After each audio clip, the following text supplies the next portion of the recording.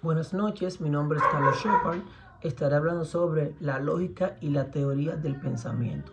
La lógica es una rama de la filosofía de carácter interdisciplinario, entendida como la ciencia formal que estudia los principios de la demostración y la interferencia válida, las falacias, las paradojas y la noción de verdad. La lógica se divide en varias categorías según su campo de estudio.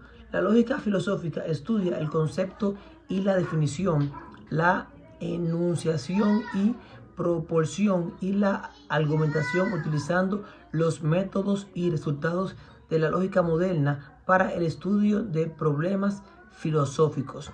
La lógica matemática estudia la interferencia mediante sistemas formales como la lógica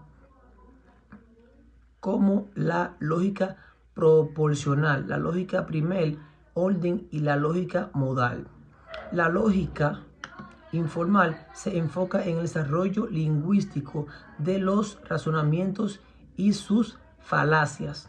La lógica computacional es la aplicación de la lógica matemática a la ciencia de la computación. Los orígenes de la lógica se remontan en la Edad Antigua, con brotes independientes en China, India y Grecia. Desde entonces, la lógica tradicional se considera una rama de la filosofía, pero en el siglo XX la lógica ha pasado a ser principalmente la lógica matemática y por tanto ahora también se considera parte de las matemáticas e incluso una ciencia formal independiente. Se considera a Aristóteles, el fundador de la lógica, como prepedotita o herramienta básica para todas las ciencias. Aristóteles fue el primero en formalizar los razonamientos utilizando letras para presentar términos. Estas precisiones deben ser tomadas en cuenta, pues que la lógica es anterior a Aristóteles en su vertiente de la lógica informal, como en el mismo se reconoce. También fue el primero en emplear el término lógica para referirse al estudio de los argumentos del lenguaje apofántico como manifestar de la verdad de la ciencia. Sostuvo que la verdad se manifiesta en el juicio verdadero y el argumento válido en el silogismo. Silogismo es un argumento en el cual establecidas ciertas cosas resultan necesariamente por ellas lo que son otras diferentes. Se define en varios criterios de su holgón a cuestionables. También tenemos que en Europa Aristóteles fue el primero en desarrollar la lógica aristotélica fue implementada, aceptada en ciencias y matemáticas y permaneció en un uso amplio en Occidente hasta principios del siglo XIX. El sistema de la lógica Aristóteles fue el responsable de introducción de silogismos hipotéticos, de la lógica moderna temporal, de la lógica inductiva, así como de términos influyentes, tales como términos predicables, silogismos y proposiciones. En Europa, durante el último periodo de la época medieval, se hicieron grandes esfuerzos para demostrar que las ideas de Aristóteles eran compatibles con la fe cristiana. También tenemos lo que son la lógica del pensamiento, la teoría del pensamiento.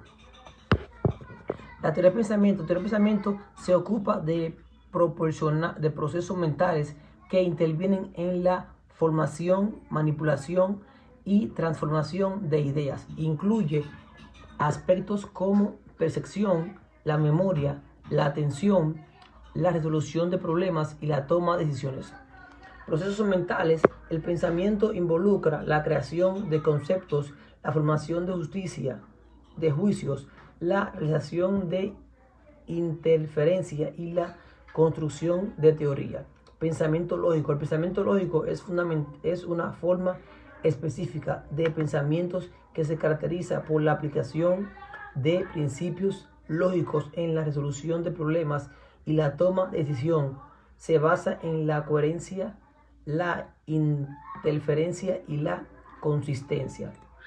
También tenemos un punto importante que nos dice sobre la historia de la lógica. Documento el desarrollo de la lógica en varias culturas y tradiciones a lo largo de la historia. Aunque muchas culturas han empleado intrincados sistemas de razonamiento e incluso el pensamiento lógico estaba ya implicado en Babilonia en algún sentido.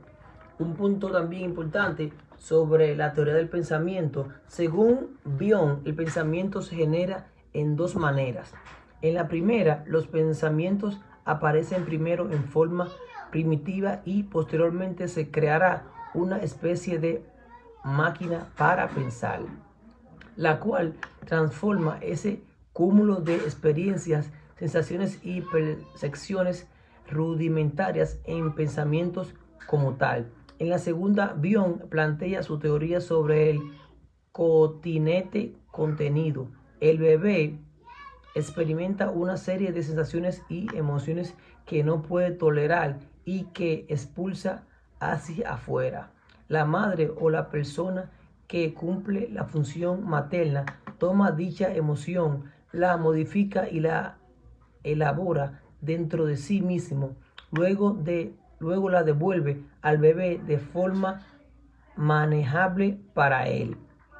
También tenemos que otros factores fundamentales en la teoría del pensamiento de Bion es el conocimiento, pues dice que todos los humanos nacen con el deseo innato de conocer, saber más tanto de nosotros mismos como de los demás y de aprender nuevas cosas.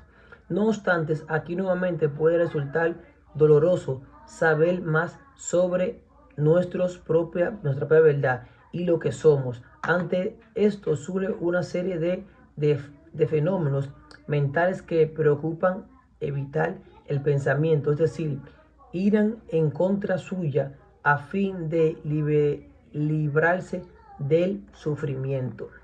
Hasta aquí mi parte, espero que sea de su agrado. Carlos Shepard, matrícula 2023 3100446.